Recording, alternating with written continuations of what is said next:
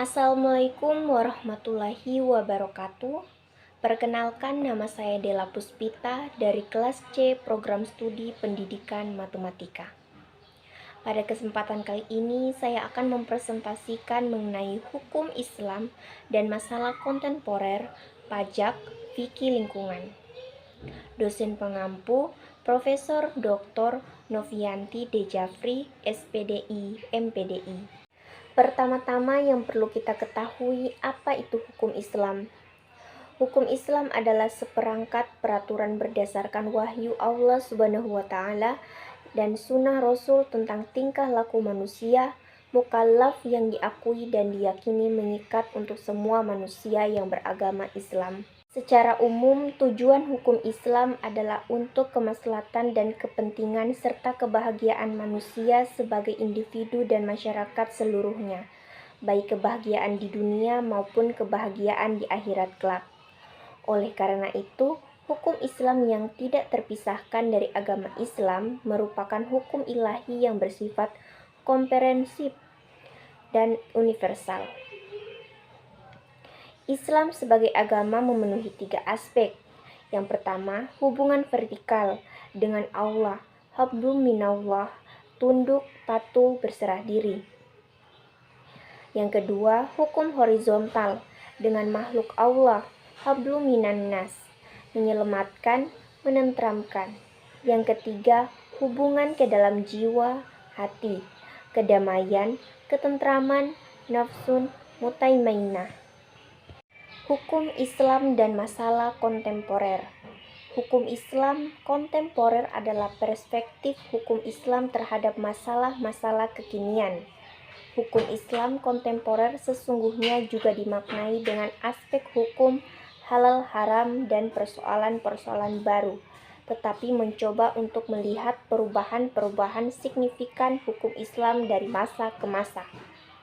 Ada beberapa faktor yang melatar belakangi munculnya hukum Islam kontemporer.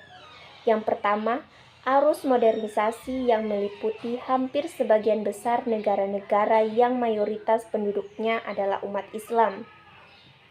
Yang kedua, munculnya keadaan baru di kalangan cendekiawan Muslim kontemporer untuk menggugat kemampuan sistem hukum Barat di banyak negara Islam. Yang ketiga, masih terpakunya pemikiran fikih klasik lawan kontemporer dengan pemahaman yang tekstual dan parsial, sehingga kerangka sistematis pengkajian tidak komprehensif dan aktual, sekaligus kurang mampu beradaptasi dengan perkembangan yang ada. Pajak. Secara etimologi, pajak berasal dari bahasa Arab disebut dengan istilah daribah, yang artinya mewajibkan, menetapkan, menentukan, memukul, menerangkan, atau membebankan. Secara bahasa maupun tradisi, daribah dalam penggunaannya memang mempunyai banyak arti. Namun, para ulama memakai daribah untuk menyebut harta yang dipungut sebagai kewajiban. Mengenai hukum pajak dalam Islam, ada 2 pandangan. Pertama yakni menyetujui kebolehan dari adanya pajak, sedangkan pandangan kedua yakni yang memandang pajak merupakan suatu tindakan kezaliman dan hal tersebut merupakan haram.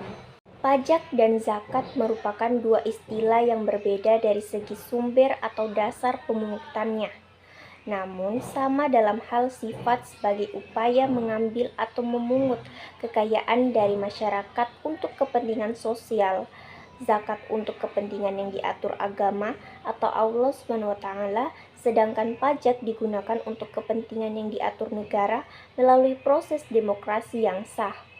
Istilah pajak lahir dari konsep negara, sedangkan zakat lahir dari konsep Islam. Pajak menjadi wajib karena sebagai bentuk ketaatan kepada waliul amri, di mana amri tersebut ialah pemerintah. Rasulullah Shallallahu Alaihi Wasallam pernah menerangkan kepada para sahabatnya radhiyallahu anhum bahwa akan datang di akhir zaman para pemimpin yang zalim. Kemudian beliau ditanya tentang sikap kaum muslimin, bolehkah melawan atau memberontak? Lalu Rasulullah Shallallahu Alaihi Wasallam menjawab, tidak boleh selagi mereka masih menjalankan sholat. Fikih lingkungan. Fikih lingkungan, fikih al-bi'ah, berasal dari bahasa Arab yang terdiri dari dua kata yaitu fikih dan al-bi'ah. Secara bahasa, fikih berasal dari kata faqiha yafqahu fikahan yang berarti al-ilmu bisyai, pengetahuan terhadap sesuatu, al-fahmu, pemahaman, sedangkan secara istilah fikih adalah ilmu pengetahuan tentang hukum-hukum syara yang bersifat praktis yang diambil dari dalil-dalil tafsili terperinci. Adapun kata al-bi'ah dapat diartikan dengan lingkungan hidup, yaitu kesatuan ruang dengan semua benda, data, keadaan dan makhluk hidup termasuk manusia dan perilakunya yang mempengaruhi alam itu sendiri, kelangsungan peri kehidupan dan kesejahteraan manusia serta makhluk hidup lain.